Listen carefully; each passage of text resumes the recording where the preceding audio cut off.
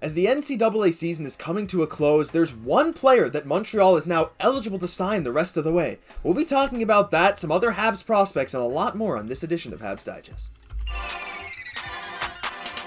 Hello, bonjour, ahoy, and welcome to today's news edition of Habs Digest. I'm your host, Josh Gosse, alongside my co-host, Jesse Poirier. And a reminder before we get into the video to subscribe, help us hit 5,000 subs before the end of the season. We hope we can reach it. It's a bit far away, but if you're watching these videos and haven't hit it yet, hey, you can be one of those people as part of the first 5,000. Jesse, before we get into the prospects, just a quick update. This news came out just after we finished our recap of that insanely chippy but really fun game last night in Boston. And Josh Anderson, the news officially came out. He'll miss the remainder of the season, but the good news here is that it's just a high ankle sprain. A lot of people were fearing that it might have been a broken ankle. All in all, considering what we saw, I guess that's good news, but it's really disappointing to see a guy. We wanted to see him hit 25 goals, but unfortunately he's going to be out the rest of the way. Yeah, and what's been so great to see him just come out and compete every night. One of the real highlights of this year is that Josh Anderson has come to play. He's shown himself to be a great player and even a great young leader on this team. So really disappointing. Maybe a blessing at least, though, that it's not a serious injury, requiring surgery or anything like that all the same. So he'll be ready to go, but you got to feel like Xhekaj is definitely going to get his comeuppance for this. Yeah. I'm saying that, the Leafs will finally win a playoff round against the Lightning this year. So the hockey gods will take care of that. Yeah, I truly believe it. And even if the Habs don't see him until next year, you got to think when Mr. Xhekaj is back, he might put a target right on Xhekaj's back himself. I am a little upset because we were really hoping Anderson would hit 25, and I think we both truly believed he would have hit that. With the offense he's been driving recently, he looked like one of the Habs' best players night in, night out. Really felt like since the last game against the Leafs. He always is the best against the Leafs, but he kind of kept that momentum going down the rest of the way. So, yeah, it was really unfortunate. We hope to see him back healthy next season, along with a lot of other guys, but yeah, just a bit sad. But now, we're going to get into the big news. Bit of a Habs prospect roundup, but the big thing we want to talk about first, we're going to get into some other prospects after, but will Sean Farrell sign? If you guys didn't know, Sean Farrell is in the NCAA. He's a Hobey Baker Trophy finalist and is a Montreal prospect. Sean Farrell is eligible to sign a contract as of Friday evening should Ohio State beat Harvard, and Ohio State did in fact beat Harvard. So as of today, Sean Farrell is eligible to sign with the Canadiens. Let me show you his college stats.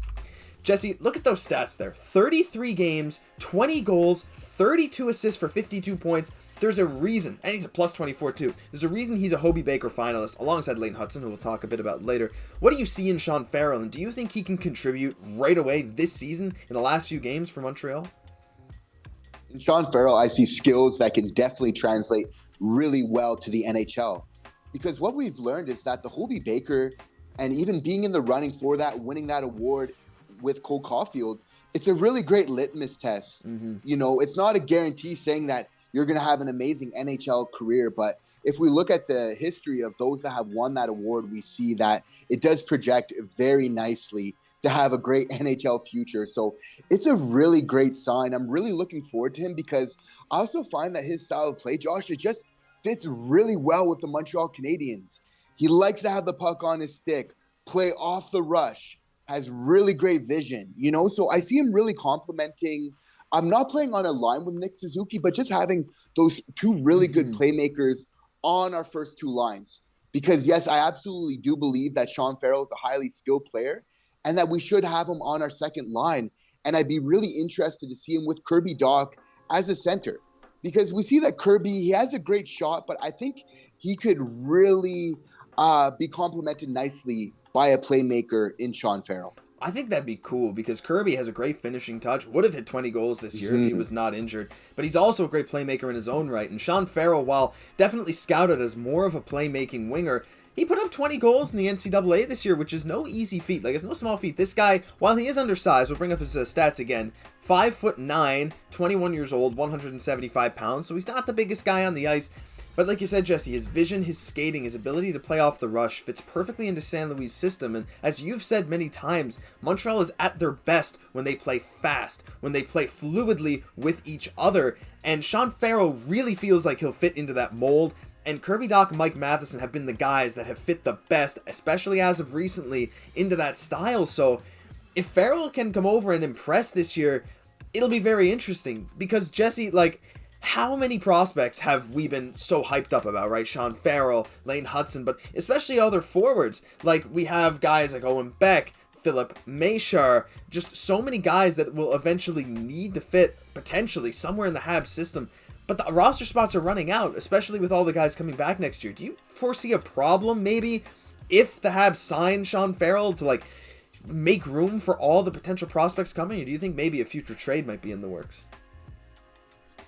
Future trades definitely in the works. In the short-term future, I'm so happy that his team was eliminated, Sean Farrell's team in the NCAA, just so we can see him, with the Habs and everything else like that. Just the opportunity to get to see him with a couple games left, I think is going to be great. But yeah, it's so true that we have so many young players coming into the system. I mean, there's more that we can name as well, and especially on defense as well. So it's a great issue to have. I'm sure that Kent Hughes and Jeff Gordon have seen this problem coming from very far away, because it's obviously, we've been having them in the system for a long time now. So it's really no surprise, but I think it is a good strategy because as we know, not all these prospects are going to pan out.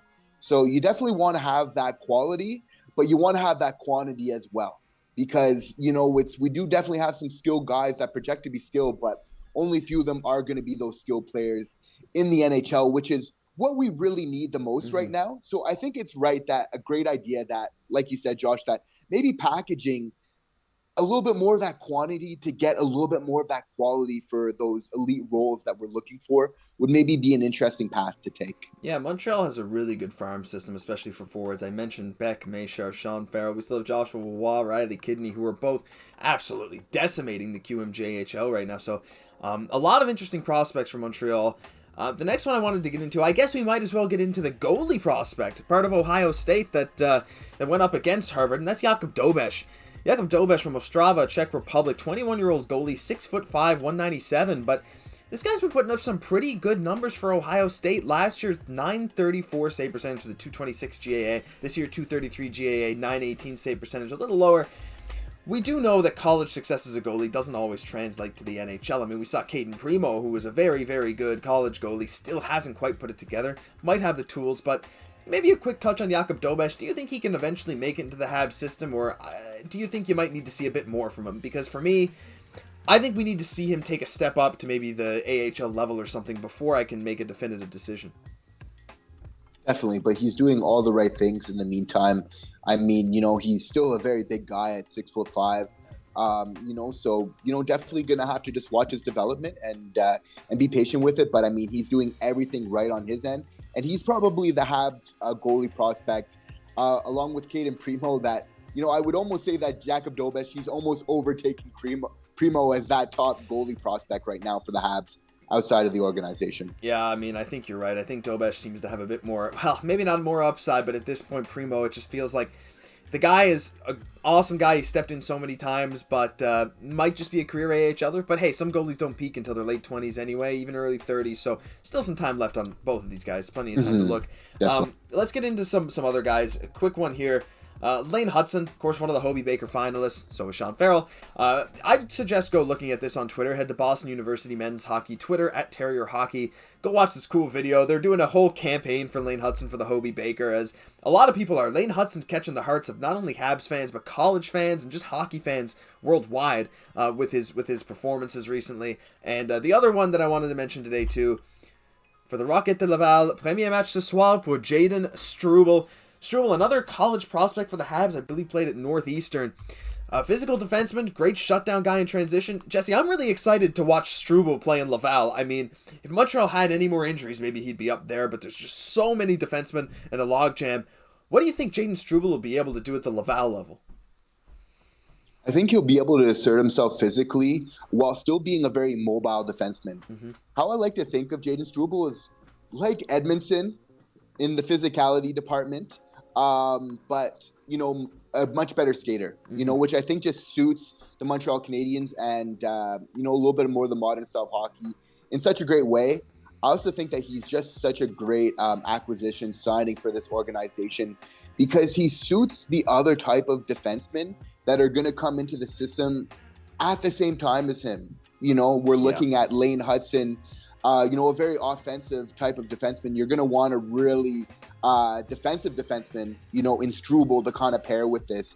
And even possibly to a lesser extent with Mailloux, who's showing that he does have some offensive capability. You're going to want a defensive defenseman with this type of player as well on the back end. So I think we're getting a really nice blend of different type players. So Struble might end up being a big part of our already very talented young D-core. Yeah, it's very interesting. And of course, not all these prospects are going to pan out. In fact, a lot of them probably won't. A lot of them will probably fizzle out fairly soon. But you got to think that with Montreal's new mindset towards development, the diversity in play styles and heights and sizes and everything, skating and vision that Montreal is drafting, it feels like a lot of these guys can fit into a system in specific roles. It feels like there's some master plan that Kent Hughes and Jeff Gorton have to create this one homogenous system where everyone clicks. And oh boy, I'm excited.